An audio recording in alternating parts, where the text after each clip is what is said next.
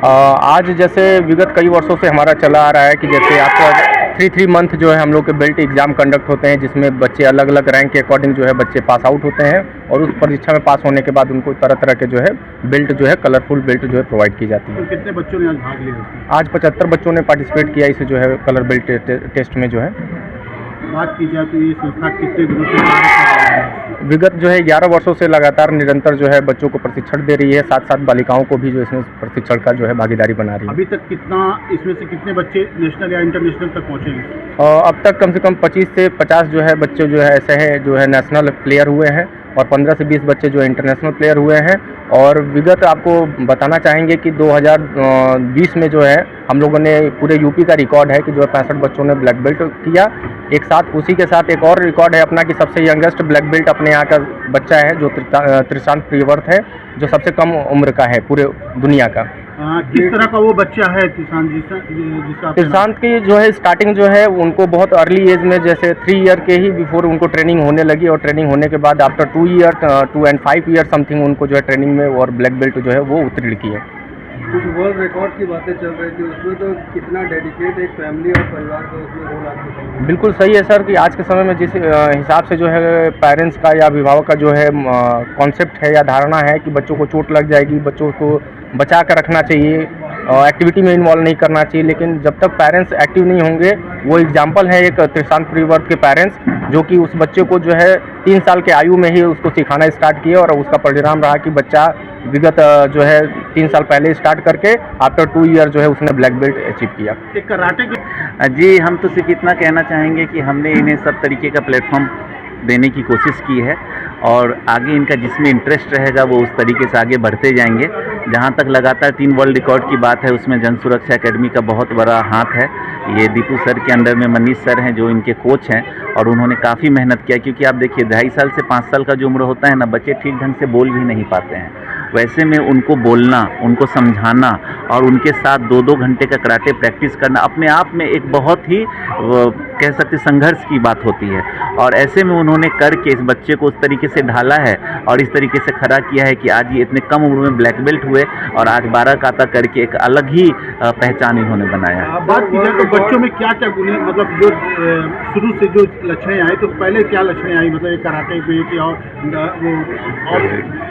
नहीं, सबसे पहले तो ये बचपन से ही थोड़ा बहुत हमने इनको स्पोर्ट्स ही देखा कि हमें स्पोर्ट्स में बहुत ज़्यादा योगदान है, स्पोर्ट्स कर रहे हैं, फंक्शन कर रहे हैं और उसमें सबसे ज़्यादा देखा कि इनकी बॉडी फ्लेक्सिबिलिटी ठीक थी। तो हमने सोचा कि इस उम्र में बॉडी ऐसी भी नाजुक होती है, जिस रूप में ढालेंगे वो ढल जाएगा। तो हमने सबसे पहले कराटे से शुरू किया, फिर म्यूज़िक में डाला, पढ़ाई घर पे ही करते हैं और अब जब ब्लैक बेल्ट हो चुके हैं तो इनका प्रैक्टिस चल रहा है और साथ में क्रिकेट एकेडमी ज्वाइन की है।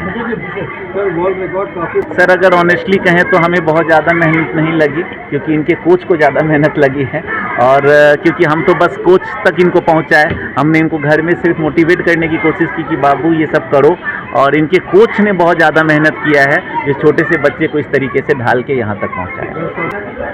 जी यही कहेंगे कि बच्चा मेरा टैलेंटेड है और जिसको जो भी हम लोग इंस्ट्रक्शंस देते हैं वो सब अच्छे से करता है और इसमें डिसिप्लिन बहुत है, मतलब मुझे इतना मेहनत नहीं करना पड़ता इसके लिए, बाकी सर हैं और इसका खुद का मेहनत है जो इतना आगे बढ़ रहा है। मैं यही बस बोलना चाहती हूँ कि अपने बच्चे को ये मत बोलिए कि अभी बहुत छोटा है या क्या हो जाएगा। मैं चाहती हूँ कोई भी एज में अगर आपके अपने बच्चों को टैलेंट दिख रहा है तो वो चीज़ उभारिए और जिस भी फील्ड में, चाहे वो कराटे हो, डांस हो, म्यूज़िक हो, जिस फील्ड में भी हो, बच्चा चाहे जाना चाहता है, आप लोग प्लीज़ पुश कीजिए बच्चों को। मैंने अपना कलाम बुक वर्ल्ड रिकॉर्ड में अपना नाम लगाया है।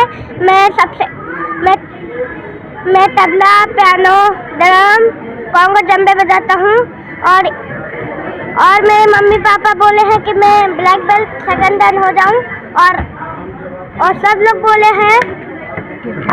बच्चे कराटे सीख रहे हैं, हम लोग को इतना अच्छा लगता है। पहले जो हम लोग खेल खेलते थे, आजकल बच्चों को खेलने का कहीं कोई जगह मिल नहीं रहा है, लेकिन एक ऐसा चीज़ है जो कराटे बच्चे कर रहे हैं अपने शरीर के लिए, अपने एक्टिविटी के लिए, अपने बचाव के लिए, ये बहुत अच्छा काम कर। इसी के चलते इन लोग के कहने पर एक जगह मैं और इन लोग के कहने पर वहाँ एक धर्मेश्वर वाटिका उसमें खुलवाया हूँ। बाबा की नगरी में बाबा का त्रिशूल ही काफ़ी है वैसे दूसरों को, दुश्मनों के लिए, मगर आज के युग में ये बाबा का दूसरा त्रिशूल है जो आप लोगों ने यहाँ पे जागृत किया है।